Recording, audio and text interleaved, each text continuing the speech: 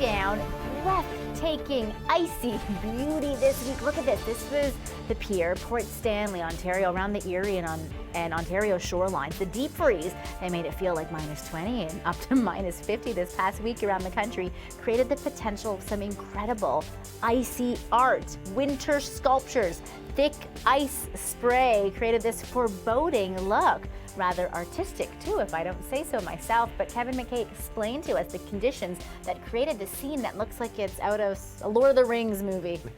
Well, we essentially had no ice on the Great Lakes at the beginning of this cold snap, and all the focus was on the lake effect, especially in Buffalo. But on the Canadian side of the border, we were dealing with the 20-foot waves, the 100-kilometer-an-hour wind gusts. When those waves hit the shoreline, the mist goes up, the air is about 15 degrees below freezing, so it's just freezing on contact, and the wind just gets those awesome arches. And that gate, the icy gate right there, for some reason it really reminds me of Diagon Alley in Harry Potter, so it's quite actually mesmerizing. Well, we Canadians didn't have a magic wand, but we had some fun in the frigid weather as well this past week. Not to outdo Mother Nature, but there were some incredible outdoor cold weather experiments. You know this trick, right? You use hot water, and as you throw it into the air, you have those steaming ice crystals. Yeah, I've never been able to fully pull this one off. Maybe I'm not doing it correct. Kevin, have you?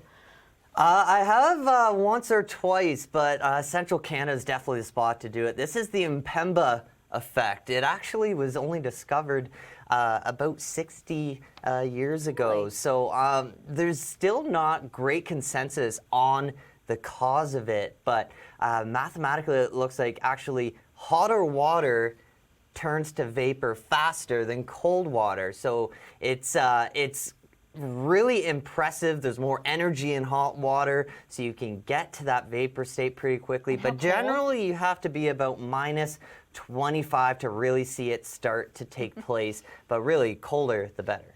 Colder the better for your noodles as well. Not really the type of meal you're thinking about dining in. Another cold weather experiment. Did you see this? Canadians were certainly having fun with the plummeting cold this past week. You see the shots of the food freezing on contact?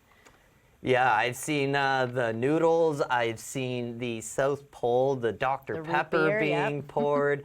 It's just takes it to, again, a whole nother level. I find it's a noticeably cold when it's -20, but once it's -30, that's a different level. 40 is a whole new ball game, but once you start approaching -50, that's when not only people act differently, but materials really act differently. Yeah, let's talk a little bit not only about the frozen food, but what about some of our natural landscapes that we're creating some more, art installations of their own. It was so cold in places where the water was flowing to create, its own snow machine. Have a look at this. Yeah, waterfalls, they sometimes freeze right over. It actually has happened in history to Niagara Falls even. There's historic pictures of people walking across the bottom. This is actually along the coast of BC, where you'd probably least expect to see frozen waterfalls. But if you've ever been to Niagara Falls in the winter, quite often there's no snow on the ground if you're at the hotel, but once you're within about maybe half a kilometer of the falls, it's like a little winter wonderland. You can go from walking on grass to snow plows and snow banks and just beautiful areas, and that's really the treat with every waterfall. And as we're talking about having fun in the outdoor weather, remember the signs and symptoms of frostbite and stay safe, of course, if you're out there enjoying this cold.